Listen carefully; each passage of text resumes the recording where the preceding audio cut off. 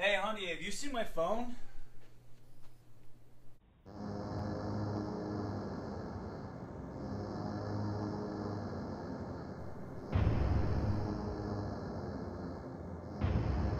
You're here to kill me, aren't you? I've been waiting for you.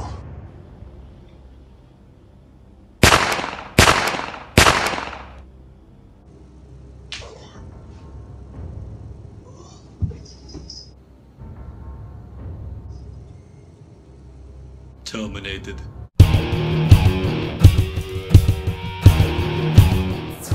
Hi guys, and welcome to the Scully channel. Today we're going to be talking about Terminator Genisys. Oh god, so bad. So fucking bad. Terminator Genisys stars Emilia Clarke as Sarah Connor, Arnold Schwarzenegger as the T-800, two different versions in this movie, Jai Courtney, kinda playing Kyle Reese, and Jason Clarke playing John Connor. Now, the overall premise of this movie is that it kind of starts off where a lot of the other movies didn't really touch upon. During the future war, Kyle Reese alongside John Connor have to infiltrate a bunker at the Cyberdyne or Skynet base, which houses the time displacement machine. This is what's able to send everyone back in time, or at a few occasions in this movie, into the future. Once they break in and hack the machine, of course John Connor has to send Kyle Reese back in time to save his mother, because Skynet has already sent a Terminator back in time to 1984. I killed Sarah Connor. This is where the movie starts going in a slightly different direction. As Kyle is about to complete the process of going back in time, right before he does, he sees John Connor get attacked by another Terminator. This attack sets off a different chain of events than what we have seen before in the past. And he starts gaining new memories that he hadn't experienced on his trip back through time. When Kyle arrives in 1984, it starts off almost shot for shot like it did in the original Terminator movie. It shows Kyle laying in the alley, it shows Arnold land by the observatory, he approaches those three punks, Kyle steals pants from a homeless man who asks if he saw a really bright light. It was really interesting to me how they perfectly crafted those scenes from the original movie. Now, where it starts to take a weird turn is when he gets into the department store where he steals the clothes. Kyle is being pursued by two police officers, and that was it. In this movie, he is also being pursued by a T-1000. Which they never really explain how the T-1000 got back there or who sent him. And while he's under the impression that he has gone back to protect Sarah Connor, she ends up saving his ass in the department store from being killed by the T-1000. Yay, girl power. Let's do shots. He's then introduced to the slightly older T-800 portrayed by Arnold Schwarzenegger, who she has nicknamed Pops. And from this moment forward, it's a whole new storyline. Skynet is still a part of the story, except in this movie, it's an app that you download on your phone called Genisys. It's a new operating system that everyone is incredibly excited to download, but it's a Trojan horse for Skynet, and the world's still going to go to hell, basically. Another twist this movie has to offer is that John Connor himself is now a Terminator. He's a newer addition, more advanced than the T-1000. As opposed to being liquid metal, he's made out of metallic phase matter, which also has some magnetic qualities as well. This was an interesting twist on a bunch of characters that we have grown to know over the years, and I appreciated the fresh take on the material. Now, is Terminator Genisys a good movie? No. It is mediocre at best. But before I get into the issues that I had with this movie, first I want to talk about some high points of Terminator Genisys. Something I really appreciated about this movie that it had to offer was the fact that we get to see things that we've never seen before.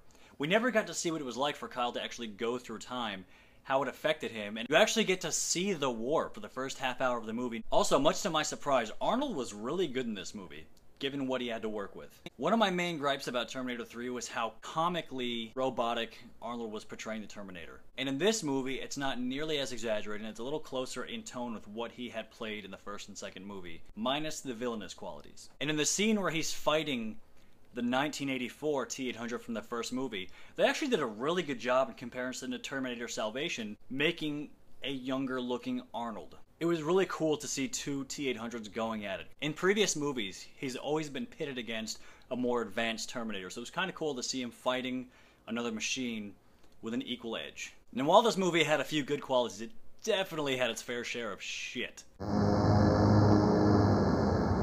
My first issue with this is the same issue I even had with Jurassic World, is that it became overly reliant on CGI.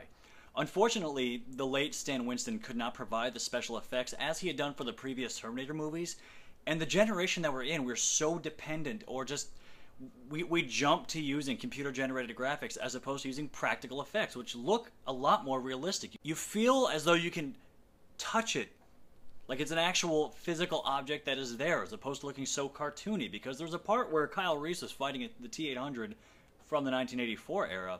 After it had its organic tissue blown off by Kyle, it was just a complete CGI fest after that. And it looks so bad, it looks so cartoony. Even Terminator Salvation had better CGI for the Terminator than this movie. And that was made back in, what, 2009? Filmmakers have got to go back to using practical effects and only using CGI when there's no other option. It looks better. I don't want to see a cartoony Terminator. I want to see a real Terminator killing people, punching his fist through people, maiming people, terminating people.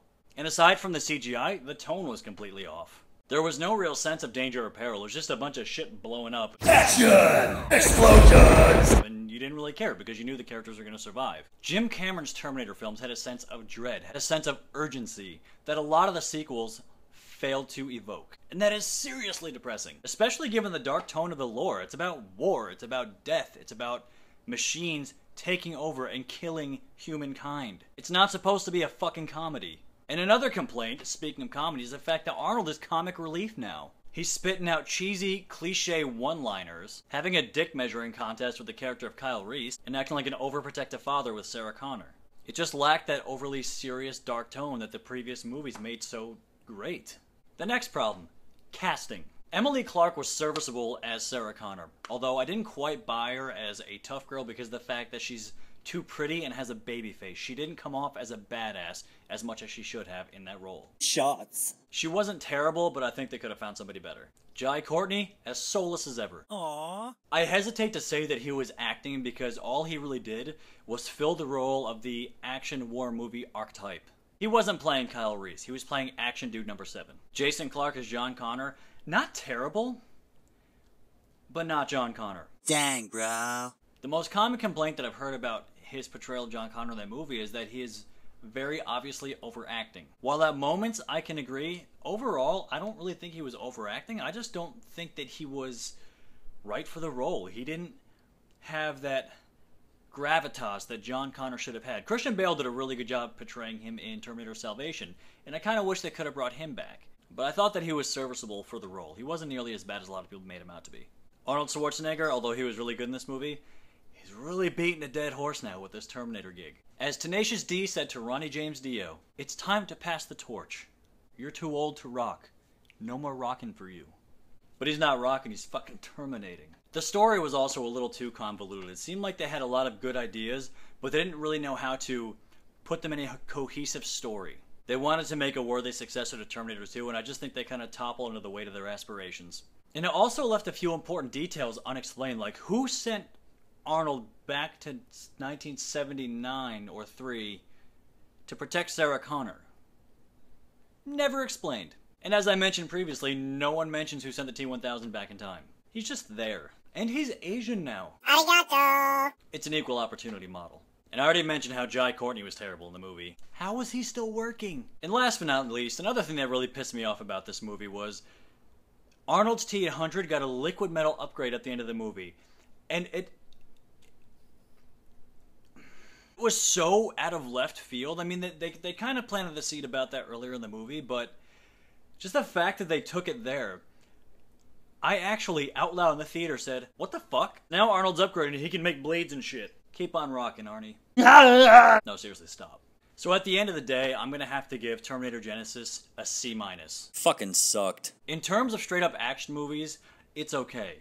In terms of Terminator movies, it's disappointing.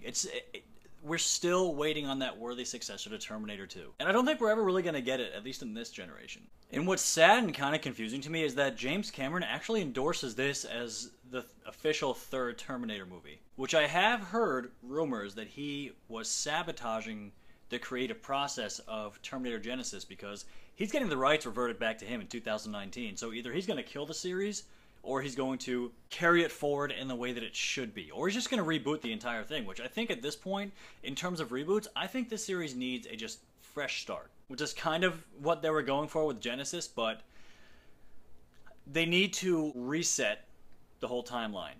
Forget about all the other movies and just start over. They will have their own special place, and then start a new one for a newer generation. Come up with something fresh. We're tired. John Connor, Sarah Connor, and Arnold, I mean, we're tired of seeing them. We've seen them so many times before, and how many times can you rehash the same shit? And granted, I did pay to watch it, so what does that say about me? Anyway, guys, did you see Terminator Genisys? If so, comment below, let me know what you thought about it. Let's talk about it. Thank you guys for watching, and as always, if you want to see more, click subscribe to watch more of the Scully channel.